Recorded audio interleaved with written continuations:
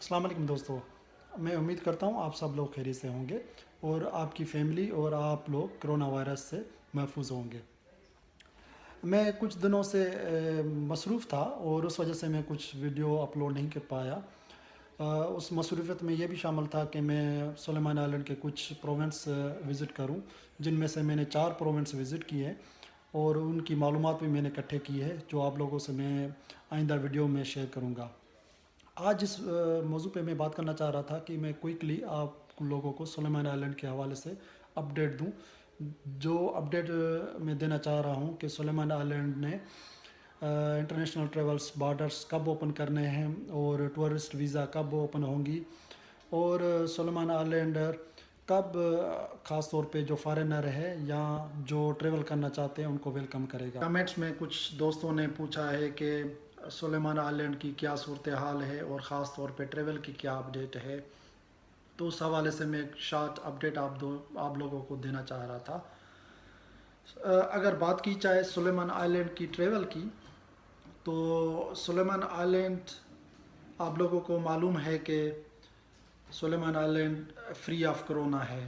تو اس وجہ سے خاص طور پہ انہوں نے جو انٹرنیشنل بارڈرز ہیں وہ بند کیے ہوئے ہیں۔ نہ صرف سلیمان آئلینڈ نے، مگر اس میں جو بھی پیسفک آئلینڈ کے چھوٹے چھوٹے کنٹریز ہیں، جس میں ونواتو ہے،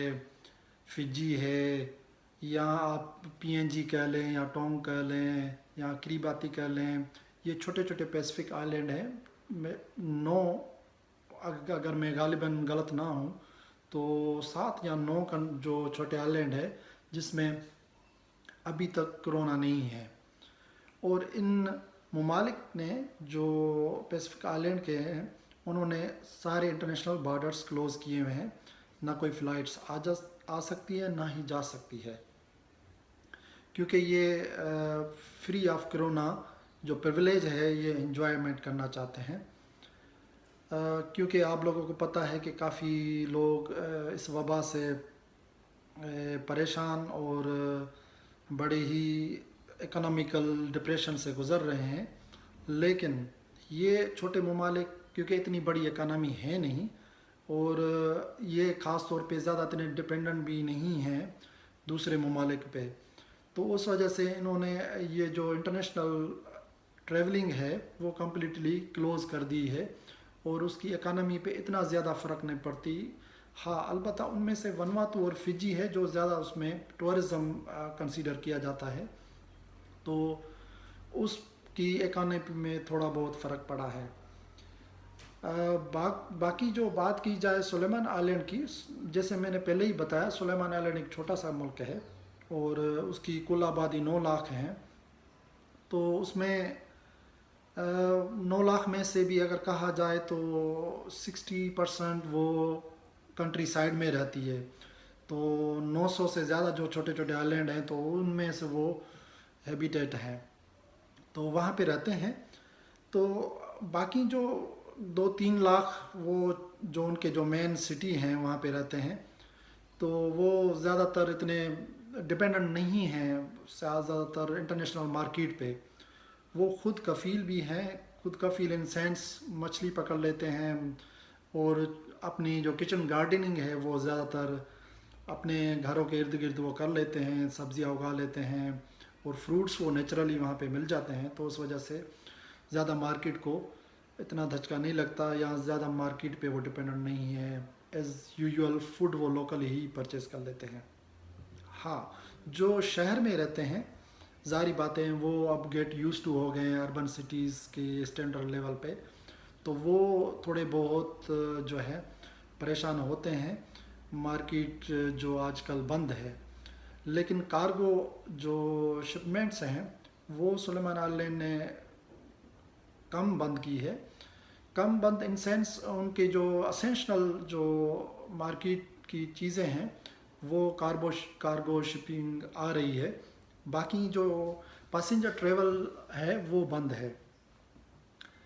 اب بات رہی کہ یہ فلائٹس کب کھلیں گی۔ سلیمان آئلینڈ کی اگر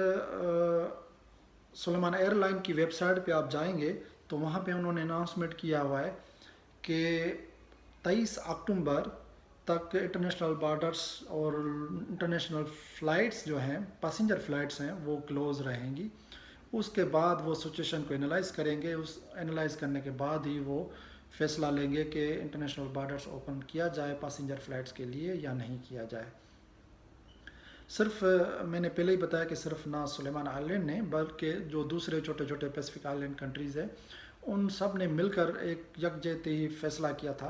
कि हम अपने इंटरनेशनल बॉर्डर्स तब तक बंद रखेंगे जब तक कोरोना वायरस की केसेस और यहाँ जो पीक लेवल है वो नीचे ना आ जाए।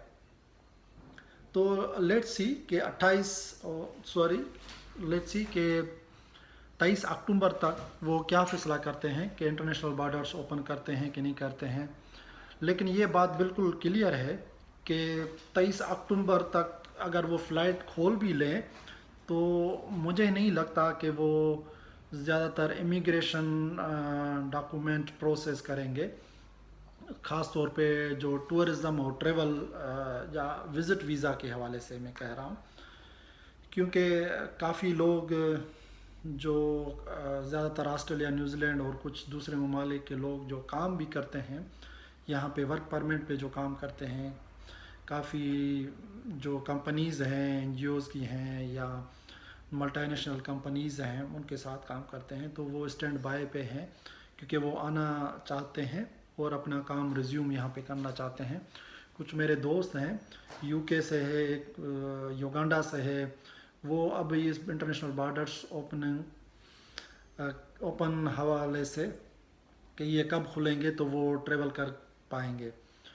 तो वो ज़्यादातर पहले तो मुझे जो लगता है कि वो टूरिस्ट वीज़ा तो बहुत ही मुश्किल ही ओपन करें अक्टूबर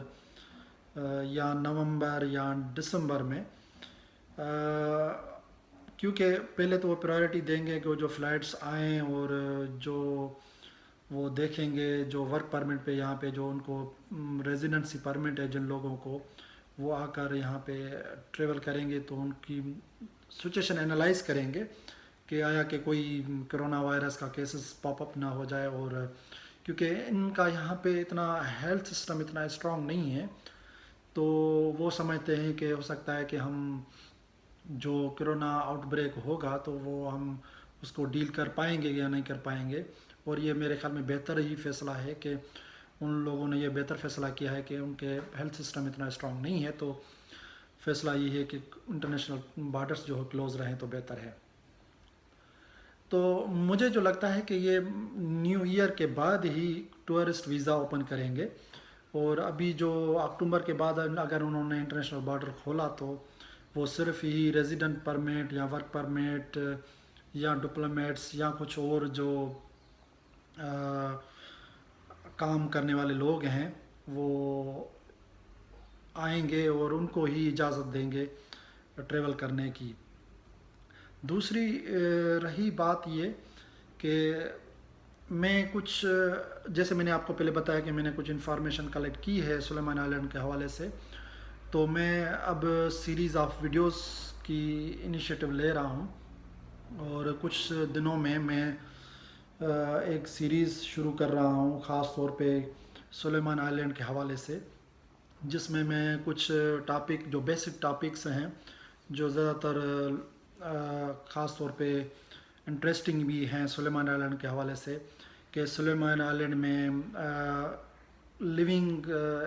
स्टैंडर्ड और सुलेमान आइलैंड में किस तरह रहा जाए और क्या क्या फैसिलिटीज़ हैं, क्या क्या अम्यूनिटीज़ हैं। ख़ास तौर पे अगर कहा जाए तो पावर है, टेली कम्युनिकेशन सिस्टम है या ट्रांसपोर्टेशन है। तो मैं कुछ उस पे एक वीडियो और या 2 वीडियो बनाऊंगा। और उसके बाद जो मैंने सोचा हुआ है वो है बिज़नेस अपॉर्चुनिटीज़, क्योंकि काफ़ी दोस्त मुझसे पूछ रहे थे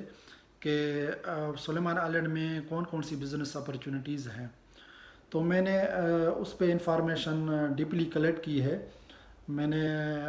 वहाँ पे जो रेवेन्यू डिपार्टमेंट है और जो इनका प्लानिंग एंड डेवलपमेंट मिनिस्ट्री है, उनको मैंने विज़िट किया और उनसे मालूमात इकट्ठे की। تو وہ میں معلومات آپ لوگوں سے شیئر کرنا چاہتا ہوں، اور اس حوالے سے میں ایک سیریز آف ویڈیوز بنانا شروع کر رہا ہوں۔ جو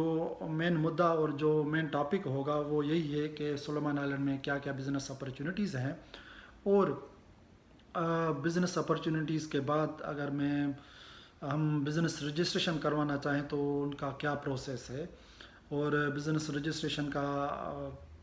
کتنا ٹائم لگتا ہے، اور کون کون سے ڈپارٹمنٹ اس میں انوالوڈ ہیں، اور بزنس رجسٹریشن کر سکتا ہے اور کون بزنس رجسٹریشن نہیں کر سکتا یہاں سلیمان آئلینڈ میں، کون کون سے بزنس سلیمان آئلینڈ میں آپ کر سکتے ہو،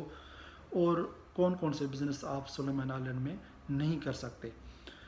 تو اسٹے ٹیون اور چینل کو سبسکرائب کر لیں، اور جو آئندہ آنے والے ویڈیوز ہیں اس کی آپ کو